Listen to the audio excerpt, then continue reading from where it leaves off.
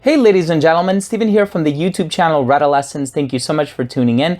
I really do appreciate it. And in today's episode, we're going to be taking a closer look at a new release, not the newest one, but it is a new release from the company Mugler, and this one is called Alien Man, so stay tuned.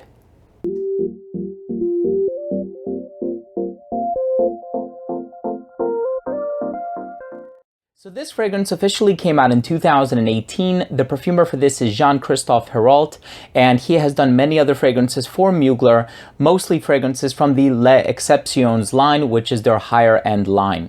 Now, the newest variation of this fragrance is called Alien Man Fusion, and that one is in a sort of bright blue bottle. I do have the women's here for comparison. The women's version came out many years ago, and there's been many associated flankers since then, and then this one has just the one flanker that I've yet to try, but I do look forward to getting my nose on it rather soon.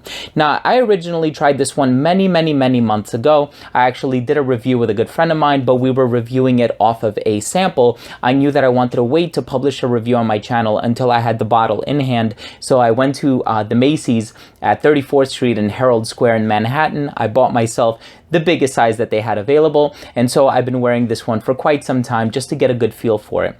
So this one features a lot of really interesting notes. So there's both cashmeron and cashmere wood, and I'm given to believe that it's really just cashmeron, which is a synthetic that kind of has a musky, almost sort of woodsy vibe. There's beechwood in here, there are dill tones, there's geranium, there's a whole lot of ingredients. I'm excited to tell you what my nose gets from it. Let's start off with a very quick look at the presentation. So the presentation for this one is rather nice. I like the tall feel of the bottle. I do like how semi-opaque it is, and I think in terms of the presentation on the box, I like how it has a sort of alien pattern on the side, which is also found on the woman's counterpart. Now, in terms of the bottle, here it is. Really nice looking bottle, I would say. I actually do like the built-in sprayer. You get a nice wide distribution, and then all of your information is on the bottom if you're looking to authenticate your purchase. Let's continue with the smell.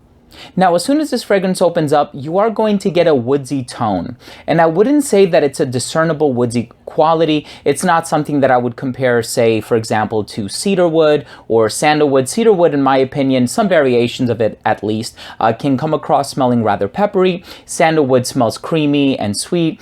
This one almost has like a lacquered wood kind of a feel, like a wood with enamel on it. And I think a lot of that is due to a lot of the aromatic herbs that are present in this fragrance. And so, for example, you do have mint, you have geranium, and it is a rather minty fragrance. There was actually another designer fragrance that I would compare this one to, and it's a fragrance that came out many years ago. It's from the company Jean Paul Gaultier, and it's called Le Beau Mâle, which translates to the beautiful man or the handsome man.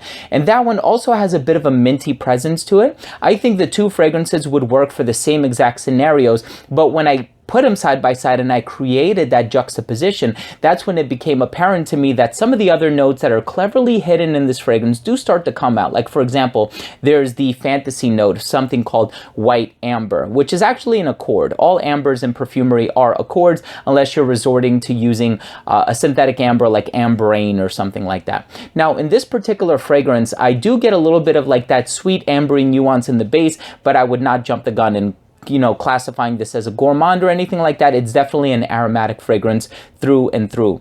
You do have beechwood in here, which is categorized as a woodsy and mossy scent. I think it's just sort of contributing to that overall woodsy feel, which, like I said, is not a discernible woodsy feel.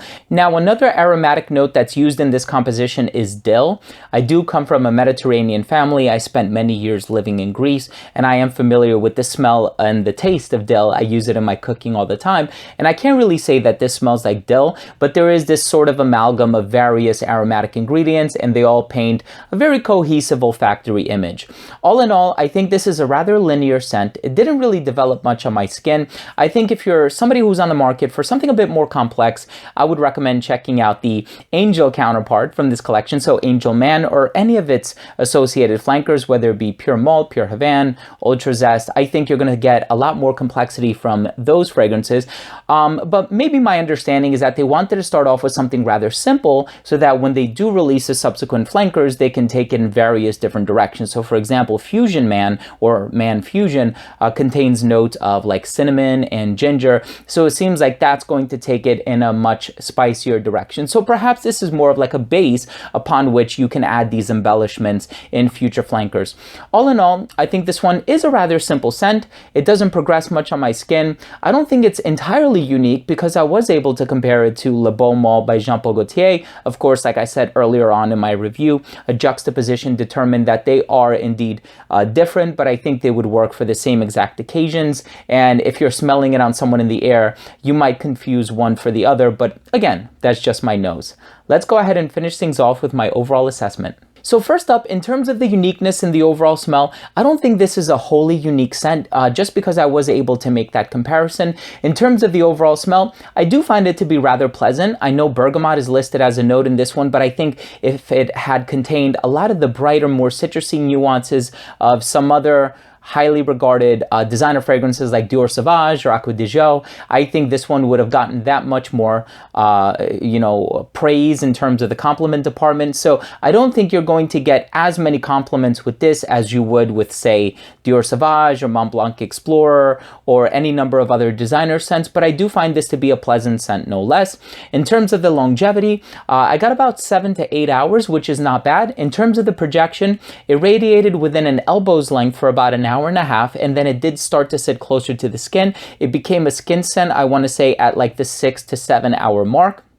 And then at that 8-hour mark, it totally vanished. In terms of the versatility, I think this one is incredibly versatile in terms of occasions. If you want to really impress and you're wearing something, very dressed up, shirt and tie, suit and tie, there's probably something else that you can find in your collection to wear, something that will really get heads to turn. And I think in terms of seasons, this is one that I would reserve for the hotter weather on account of the aromatic presence that it does contain, and, the mint and the geranium, and it is on a brighter level, so to speak, with the absence of citrus.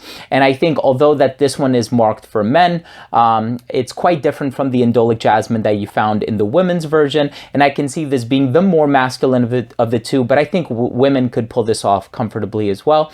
Last up, in terms of the presentation, I do like the built-in sprayer. It's a lot more effective than Angel Man. And I think the presentation is pretty cool. So my final verdict on this scent is it's not a fragrance that's totally original. It is a pleasant smell.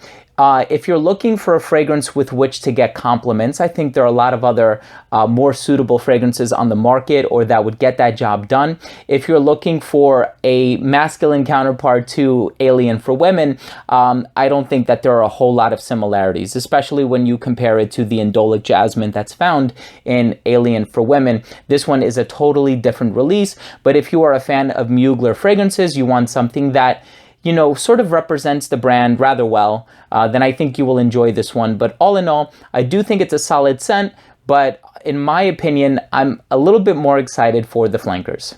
So there you have it, ladies and gentlemen. Thank you so much for watching. That was my take on Alien for Men by Mugler. If you own or have tried this fragrance, please let me know what you think. Leave a comment down below. Also, if you are new to this channel and you took something of value from this video, I would love your subscription. All you have to do is click the red subscribe button in the corner. And this way, when I do upload future fragrance-related content, it will get delivered straight to your feed. You never need to worry about missing any of my future uploads. Thanks again for watching. I love you guys. We'll see you in the next episode. Bye.